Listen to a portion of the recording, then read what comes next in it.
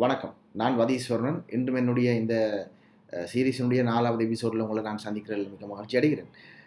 நேற்றையான் விட்ட இடத்துலேருந்து நாங்கள் தொடங்கினா, நாங்கள் இப்பொழுது வந்து யாழ்ப்பாணத்திலேருந்து கிளாலி ஊடாக பூநகரி வந்து பூநகரியில் போய் பதிஞ்சு, அதுக்கு பிறகு புதுக்குடியிருப்பு போய் புதுக்குடியிருப்பில் அகதி முகாமில் இருந்து நாங்கள் இப்போ வீடு கட்டி மண் வீடு கட்டி நாங்கள் செட்டில் ஆகிட்டோம். ஸோ அதுக்கு பிறகு நாங்கள் என்ன நடந்தோம்னா, நான் இப்போ புதுக்குடியிருப்பு மகா வித்தியாலயத்தில் போய் 6ஆம் ஆண்டு சேர்ந்து 6E வகுப்பு தான் எங்களுக்கு தந்தது. அந்த வகுப்பில் நாங்கள் படித்தா கிட்டத்தட்ட 50 ஸ்டூடெண்ட்ஸ் எங்களோட அதில் இருந்து 55 ஸ்டூடெண்ட்ஸ் இருந்தது. அதுக்கு வந்து குணராசா மிஸ்ன்னு சொல்லி அவள் தான் எங்களோட கிளாஸ் டீச்சர். எல்லாம் ஓலக்கோட்டில் தான், ஓலக்கோட்டிலும் தரப்பால் ஆளாமையில் போட்ட அந்த அப்படியான ஒரு ஸ்கூல் தான் எங்களுக்கு இருந்தது. மழை வந்தால் அவ்வளோக்கும் மழை வந்தால் எங்களையெல்லாம் விட்டுருவி, நம்ம ஸ்கூலால் விட்டுருவி, நம்ம வேலைக்கு நீங்கள் போங்கன்னு சொல்லி மழை வேற போதாங்க. எங்களுக்கு ஸ்கூலால் விடுறதுக்கு 2-3 ரீசன் இருக்குது. ஒன்று வந்து மழை வேற ரேக்கில் விடுவினம், ரெண்டாவது வந்து மேலால் வந்து அடிக்க வருவான், பொம் பண்ண வரைக்குள்ள அதுக்கு முன்னுக்கு அந்த ஆள் இல்லாத விமானம்னு சொல்லி ஒன்று வரும். அதை நாங்கள் வண்டுன்னு தான் சொல்லுவோம். அது வந்து முதல் பறந்து வீடியோ எல்லாம் எடுத்து தான் போவோம். அப்போ அது வந்தோடனே தெரியும் என்னோட அரை மணி நேரம் 45 நிமிஷத்தில் சூப்பர்சோனிக் சரி கஃபீர் சரி வருமானு சொல்லி. அப்போ எங்களோட ஸ்கூலாக்கால எங்களை விட்டுருவாங்க லீவால், நீங்கள் வீட்டை போங்கன்னு சொல்லி. ஏன்னா தச்சமயம் கொண்டு ஸ்கூலுக்கு மேலே விழுந்தால் அதோட பாதிப்பு வந்து நிறைவாயிருக்கும். எங்களுக்கு வன்னியில் இருக்கையில் புதுக்குடியிருப்பு இருக்கையில் இருந்த சேலஞ்ச் தான் நாங்கள் இந்த காடுகள் மாதிரியான இடங்களை சுத்தப்படுத்தி தான் வீடு கட்டியது. இப்போ நாங்கள் போயிருந்த வளவு 3 ஏக்கர் வளவு, ஆனால் அதுக்குள்ளே ஃபுல்லாக தென்னந்தோப்பு தான் இருந்தது. அதுக்குள்ளே அந்த காணிக்கார அவரும் மிச்சமுள்ள தென்னை மரங்கள், அது சின்ன சின்ன தென்னை மரங்கள் மெல்லாம் பத்தியாக இருந்தது. அதை நாங்கள் வெட்டித்தான் நாங்கள் வந்து வீடு செய்தது. அதால் அங்கே வந்து இந்த பாம்பு பூச்சிகள் கூட சரி ஒவ்வொரு நாளும் பாம்பு வரும். இப்படி கிட்டத்தட்ட ஒரு மாதத்தையும் நாங்கள் 20 பாம்பு சரி அடிப்போம். அதையும் இந்த சும்மா சாதாரண பாம்புலாம் வராது, நாகம் வரும், புடையன் வரும், மூத்திர புடையன் வரும், அப்படி என்று பொல்லாத சக்தியான பொல்லாத பாம்புலாம் வரும். அப்போ வன்னியில் வந்து அந்த ஒரு பிரச்சனை இருந்தது. அங்கே வன்னியில் இருக்கிற நிறைய பேர் பாம்பு கடியாலையும் மலேரியாவாலையும் தான் சேர்த்துருக்கேன். அதை விட இன்னொரு எங்களுக்கு போன புதுசில் திடீரெண்டு தெரிஞ்சவனபடியே அங்கே வந்து அந்த சக்கரை பாண்டி என்று சொல்லி சின்ன ஒரு பூச்சி இருக்குது. அந்த பூச்சி வந்து ஒரு காலகட்டத்தில் சும்மா மில்லியன் கணக்காக வந்து விழும் வெளிச்சத்துக்கு இரவில். ஸோ அது சரியான டேஞ்சர் எங்களுக்கு தெரியும். அதில் அந்த சரியான மனமும் கூட, அந்த பூச்சி சரியான மனம்.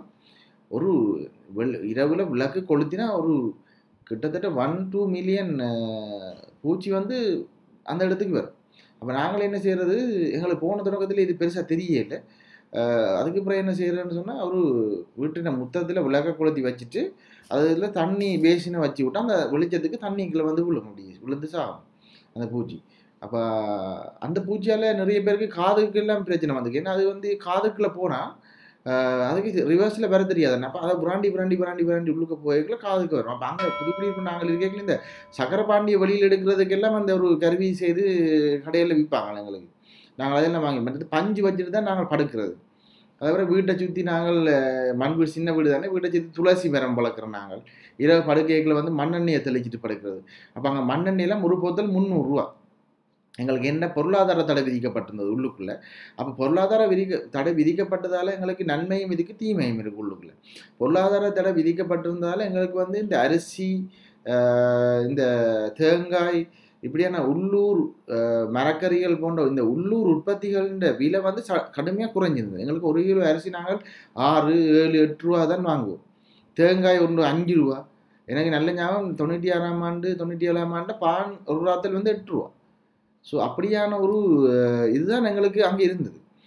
ஆனால் எங்களுக்கு வெளியிலேருந்து வர சாமான்கள் சரியான கஷ்டமாக இருக்குது. இப்போ நீங்கள் சைக்கிளை பார்த்தீங்கன்னா, சைக்கிள் ஒன்று இந்த விலை வந்து சரியான விலை கூடவே இருக்கும். சைக்கிளுக்கு வாங்க சைக்கிள் பார்ட்ஸ் அதெல்லாம் சரியான கஷ்டமாக இருக்கும். ஏன்னா அங்கே வந்து வராது சைக்கிள், அந்த போல்ட்ஸ் வரவே வராது, கிரீஸ் வராது. ஸோ அங்கே அப்படி பிரச்சனை. அப்போ நான் இங்கேருந்து யாழ்ப்பாணத்துலேருந்து போய்க்க அந்த சின்ன சைக்கிளையும் அங்கே கொண்டு போயிருந்தது. அங்கே கொண்டு போய் அதில் தான் நாங்கள் போய் வர்றது. ஸோ அப்படி இருந்து கொண்டு இருக்கைக்குள்ள தான் எங்களுக்கு வந்து நாங்கள் எங்களுடைய அப்பா மத்திய கிழக்கு நாட்டில் வேலை செய்தோன்னு இருந்தபடியாக அவருக்கு வந்து கடிதம் அனுப்புகிறோம். நாங்கள் இப்போ வந்து வன்னியில் இருக்கிறோம் சொல்லி கடிதம் அனுப்பி அவருக்கு எங்களோட அட்ரஸ் எல்லாம் இப்போ தெரிய வருது. அதே மாதிரி நாங்கள் இந்த யாழ்ப்பாணத்தில் எங்களோட வராமல் இங்கே இருந்த எங்களோட அப்பாண்ட அம்மா அவைக்கெல்லாம் நாங்கள் கடிதம் போட்டு நாங்கள் இந்த இடத்துல இருக்கிறோம்னு சொல்லி எஸ்டாப்ளிஷ் பண்ணி பார்த்தா இப்போ அவையிலையும் ஒரு தரம் வரையில்.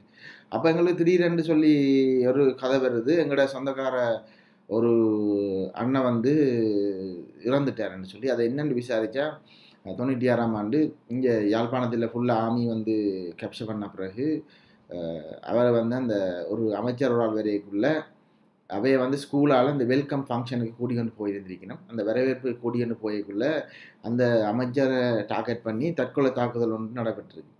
ஸோ அந்த தாக்குதலுக்குள்ள சிக்கி தான் எங்களோட சொந்தக்கார நெருங்கிய சொந்தக்கார அண்ணா ஒரு ஆள் வந்து மரணிக்கிறார். ஸோ அது எங்களுக்கு அங்கே கொஞ்ச நாள் கழிச்சு தான் தெரிய வருது. ஸோ எங்களுக்கு சரியான பாதிப்பாக போச்சுது. என்ன எங்களை அந்த அண்ணன் வந்து எங்களோட அப்பாவோட சரியான அட்டாச், எங்களோட எல்லாம் சரியான விருப்பம், என்னோட எல்லாம் சரியான விருப்பம். எங்களை எல்லாம் நாங்கள் யாழ்ப்பாணத்திலே கேட்கல அடிக்கடி வந்து பார்ப்பர். அவர் A-level படித்தவர் வந்து ஒரு சென்ட் ஜோன்ஸ் காலேஜில். ஸோ அப்படியான தகவல்கள் எங்களுக்கு வந்து கிடைக்கல, எங்களுக்கு சரியான ஒரு தாக்கமாக இருக்குது அப்படியான விஷயங்கள். ஏன்னா இன்னொரு விஷயத்தை சொல்லணும், யாழ்ப்பாணத்திலே இருந்து நாங்கள் வன்னிக்கு மூவ் பண்ணிக்க நாங்கள் மட்டுமே கிட்டத்தட்ட 4 லட்சம் மக்கள், 4லேருந்து 5 லட்சம் மக்கள் வந்து விடுதலை புலிகளோட வன்னிக்குள்ள மூவ் பண்ணாங்க. வன்னிக்குள்ள மூவ் பண்ணி அவை அங்கே இயக்கத்தோடு வாழ்ந்தாங்க. அப்போ இங்கே யாழ்ப்பாணத்தில் கிட்டத்தட்ட ஒரு 80,000லேருந்து 1 லட்சம் பேர் தான் இங்கே ஆர்மியின் கண்ட்ரோலில் பெருக்கும், மிச்சம் ஃபுல்லாக அங்கே வந்திருந்தபடி. ஸோ இப்படியே நாங்கள் போய்கொண்டிருக்கல எங்களுக்கு வந்து இன்னொரு விஷயம் தான், நாங்கள் இந்த பரத்துறையை நாங்கள் கொண்டு போனோம், இந்த பட்டம் ஏற்றுற இந்த இதை அங்கேயும் கொண்டு போயிட்டோம். நாங்கள் அங்கேயும் வந்து அந்த காற்று டைமில் நாங்கள் வந்து பட்டம் ஏற்றி பெரிய விண்ணெல்லாம் பூட்டி தான் பட்டம் ஏற்றுறதாங்க. அப்போ அங்கத்தை புதுக்குடியிருப்பதற்காக வந்து பெரிய அங்கத்தை சின்னப்படியில் வந்து பார்ப்பினோம். அப்போ எங்களுக்கு வந்து எங்களோட அம்மப்பா வந்து அந்த பட்டம் ஏற்றுறதுக்கு நாங்கள் மூங்கில்கள் அல்லது மட்டையெல்லாம் வெட்டி கொண்டு வந்து கொடுத்தா அவர் அதெல்லாம் படிவா சீவி எல்லாம் பேலன்ஸ் பண்ணி தருவார். அப்போ அதுக்கப்புறம் நாங்கள் பட்டத்தை கட்டி பிறகு அங்கே ஏற்றி அந்த ஏரியாவிலேயே பட்டம் ஏற்றுற ஒரு கல்ச்சரை உருவாக்கி விட்டோம். நாங்கள் இருந்த ஏரியா கோம்பாவில் இந்த ஏரியா. அப்போ அப்படி இருக்கு அங்கே வந்து பிறகு சின்னப்படிகள் கூட நாங்கள் பின்னேறமெண்டா விளையாடுவோம். ஸ்கூலுக்கு போயிட்டு வந்து அங்கே போனால் அங்கே வந்து அப்படி பாண்டி என்று சொல்லி விளையாடிருக்கோம் நாங்கள் சின்னப்படிகள். அதுக்கப்புறம் இந்த போலி அடிக்கிறது, கிட்டி புல், இடக்கிட வந்து கிரிக்கெட் விளையாடுவோம். கிரிக்கெட் எப்படி விளையாடுவோம்னு சொன்னால் தென்னை மட்டையை வந்து பெட்டா வெட்டி அதுலேருந்து விளையாடுவோம். ரூல்ஸ்களும் தெரியாது, 3 ஸ்டம்பை நட்டு போட்டு விளையாடுறது. அதுக்கப்புறம் எரி போல்ன்னு சொல்லி ஒன்று விளையாடு, ஆக்களுக்கு பந்து அறிகிறது, பேணி பந்துன்னு சொல்லி ஒரு விளையாட்டு இருக்குது. பேணி பந்து விளையாட்டு எப்படின்னு சொன்னால் எங்களை இந்த நெஸ்டமோல் டின்னுகள் அந்த சின்ன டின்னுகள் எல்லாம் அடுக்கி போட்டு 2 டீமாக பிரிகிறது. 2 டீமாக பிரிஞ்சுட்டு இந்த பக்கத்தில் இந்த ஒரு டீமுக்காரர் எறிஞ்சு அதை விழுத்தினா மற்ற டீமுக்காரர் இதை அடுக்க விடக்கூடாது. திருப்பி முதல் ஸ்டார்ட்டில் எப்படி பேணிகள் எல்லாம் அடுக்கி வச்சுருந்தோ அதே மாதிரி அடுக்க விடக்கூடாது. அந்த எறிஞ்சு அவுட் படுத்தணும், அதில் பந்து பட்டு அவுட் படுத்தணும். அவங்கள இதாலெல்லாம் தட்டுவாங்க, அப்படி தட்டி அடுக்கி வின் பண்ணுறது. அப்படி ஒரு விளையாட்டு விளையாடுனது. கிட்டிப்புல் அடிக்கடி விளையாடி கிட்டிப்புல் விளையாடி காயம் எல்லாம் வந்திருக்கு எனக்கு. கிட்டி புல்லால் அடி கேட்க நாங்கள் போய் பிடிக்கிறதுக்கு நிற்கிறது, அப்படி இப்படியெல்லாம் நல்ல இன்ட்ரெஸ்டிங்கான விளையாட்டுகள் நாங்கள் விளையாடி கொண்டிருந்தோம். நாங்கள் அங்கே இருக்கேன். அப்படி போய்கொண்டு இருக்கக்குள்ள தான் எங்களோட வீட்டுக்கு கிட்ட ஒரு வீட்டில் வந்து பாம்பு கடித்து ஒரு ஆள் வந்து சாகிறார்.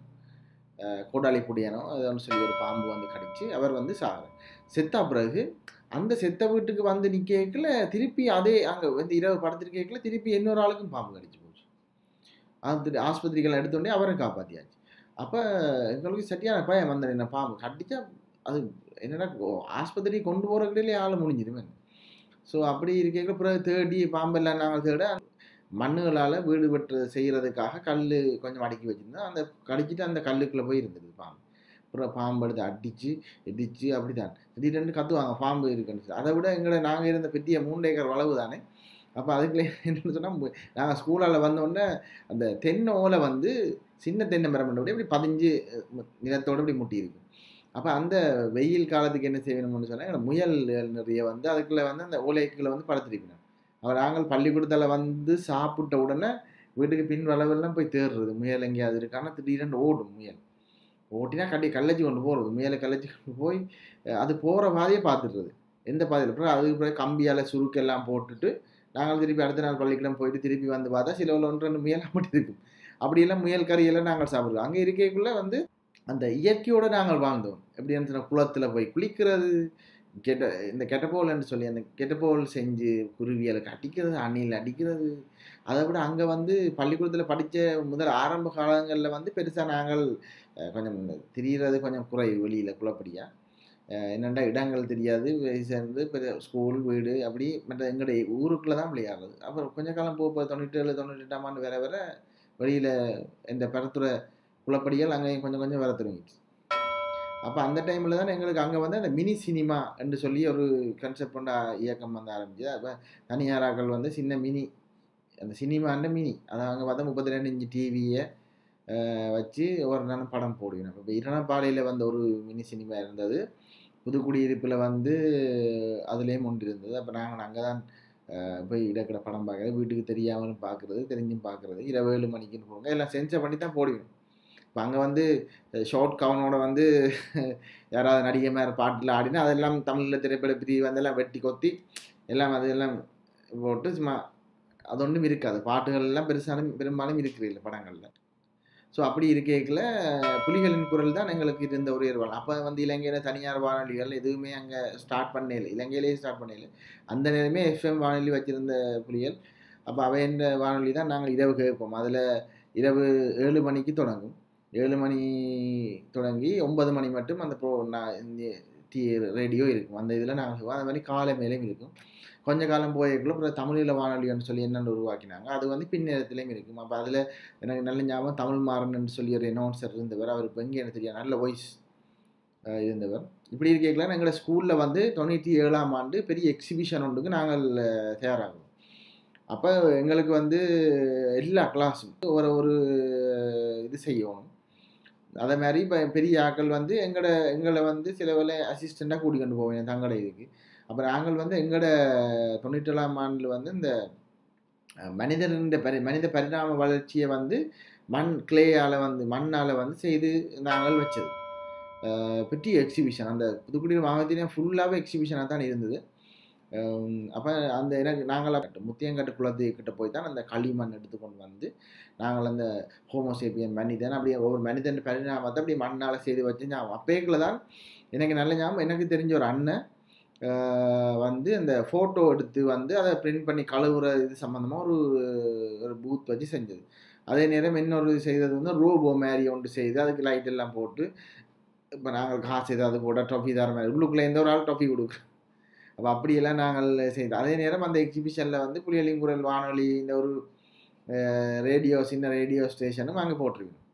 அப்போ அதுக்குள்ளே வந்து எக்ஸிபிஷனுக்கு அப்போ அந்த நேரம் நாங்கள் போய் கதைக்கிறது, டெலிஃபோன் பண்ணி கேட்குறது. அப்போ எங்களுக்கு டெலிஃபோன் இந்த டெலிஃபோன் எங்களோட நம்பர் டயல் பண்ணி டெலிஃபோன் அங்கே கரண்ட் டெலிஃபோன் எதுவுமே இருக்கே இல்லையா. அப்போ எங்களுக்கு இது ஒரு எக்ஸ்பீரியன்ஸாக இருந்தது எப்படி இருக்குமென்னு சொல்லி அந்த எக்ஸிபிஷன். அப்போ எனக்கு நல்ல ஞாபகம். அந்த எக்ஸிபிஷனில் நாங்கள் இருக்கைக்குள்ள 2வது நாள் எங்கேயோ ஒரு இடத்துல முதலை ஒன்று வந்து ஒரு சின்ன படியனை குளிக்க போயிருக்கல அந்த படியனை பிடிச்சிட்டு. அப்போ அந்த நேரம் இயக்கம் அதுக்கு பக்கத்தில் இந்த பேஸ்காரர் வந்து போய் அந்த முதலையை வெடி வச்சுட்டு படியனை காப்பாற்றிட்டு இப்போ இந்த எக்ஸிபிஷன் நடக்கிறதால இந்த முதலையை கொண்டு வந்து இந்த எக்ஸிபிஷனுக்கு போட்டோம். அப்போ நாங்கள் அதை பார்த்தது. மற்றது இன்னொரு அந்த எக்ஸிபிஷனில் இருந்தது தான் இந்த பேய் வீடுன்னு சொல்லி ஒரு இதை க்ரியேட் பண்ணி வச்சுருப்பாங்க. ஒரு 2 கிளாஸ் ரூம் உண்டாச்சிட்டு அதெல்லாம் இருட்டாக்கி இப்போ எங்களில் நாங்கள் ஸ்டூடெண்ட்ஸ் மேலாம் லைனாக போகிறது, லைனில் நிற்கிறது அந்த இதுக்கு போகிறதுக்கு. உள்ளுக்கு போக சவுண்ட் அப்படி எல்லாம் பயப்படுத்துகிற சவுண்ட் வரும். திடீரெண்டு ஒரு எலும்பு கூடு எல்லாம் ஆடுற மாதிரி இருக்கும். அப்படி எங்களை பயப்படுத்தி பேய் வீடுன்னு சொல்லி ஒரு அந்த எக்ஸிபிஷனுக்குள்ளேயே இருக்குது.